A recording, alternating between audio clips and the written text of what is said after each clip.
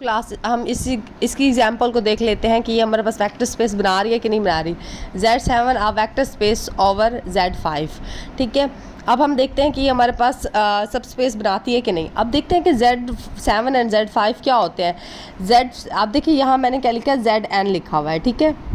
Set of integer modulus n, हमारे पास क्या है, ये सेट ऑफ इंटीजर मॉडुलस है हमारे पास n।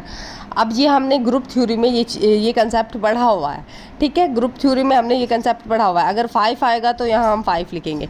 अब इसके अंदर हमारे पास ये किसके अंडर एडिशन के ज़रिए हम ये इसको कहते हैं set of integer modulus n, under addition, ठीक है। अब हम देखते हैं कि हमारे पास Z7 में कौन से एलिमेंट पड़े हैं, 0 से लेकर 6 तक, ठीक है।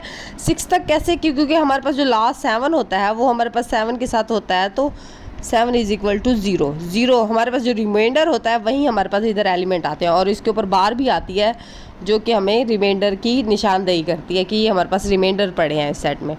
इसी तरह से 5 में भी आएंगे, ठीक है, क्योंकि 0 हमारे पास आइडेंटिटी एलिमेंट है तो 0 लाजमी आता है, ठीक है। अब इसके बाद अब देखते हैं कि ये हमारे पास वेक्टर स्पेस बना रहा है कि नहीं बना रहा। हमारे पास ये होता है कि अगर हमारे पास ये इसका सब फील्ड बन जाता है तो मतलब ये हमारे पास क्या हो जाता है, वेक्टर स्पेस की प्रॉपर्टी को होल्ड कर जाएगा। मतलब ये वेक्टर स्पेस हम कह देंगे ये वेक्टर स्पेस है अगर ये सब फील्ड बन जाता है। इसका सब फील्ड वही वो होता है जो हमारे पास जैसे हम सब ग्रुप की हमने डेफिनेशन पढ़ी थी, वैसे ही सब फील्ड भी वैसे ही होता है, ठीक है। अब देखते हैं, अब इसमें हमारे पास ये प्रॉपर्टी देखिए, आप देखने में तो ये एलिमेंट इसके अंदर आ रहे हैं तो मतलब ये सब स्पेस बना रहा है, सब फील्ड बना रहा है इसका, ठीक है। बट नहीं, ऐसा नहीं है।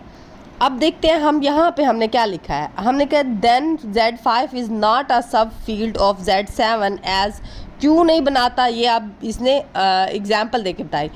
2 + 3 हमारे पास किसके इक्वल होता है, 0 के। जब हम देखते हैं कि Z5 में, जब देखते हैं इन Z5 में, क्योंकि आप देखिए 5 and 5 is equal to 0, sorry 0, मैंने आपको बोला सेट में रिमाइंडर पड़े होते हैं तो ये 0 आएगा, ठीक है, 0 के इक्वल हो जाएगा इन Z5। बट उसने कहा कि जब हम देखते हैं Z+3 इन 7 में, तो ऑलवेज जब भी छोटा एलिमेंट आता है तो 5 का 5 ही लिखेंगे आप, ठीक है। क्या लिखेंगे, 5, जो एलिमेंट आ रहा है यहाँ पे वहीं, अगर छोटा है तो वहीं, अगर 4 आता तो मैं 4 ही लिख देती नीचे।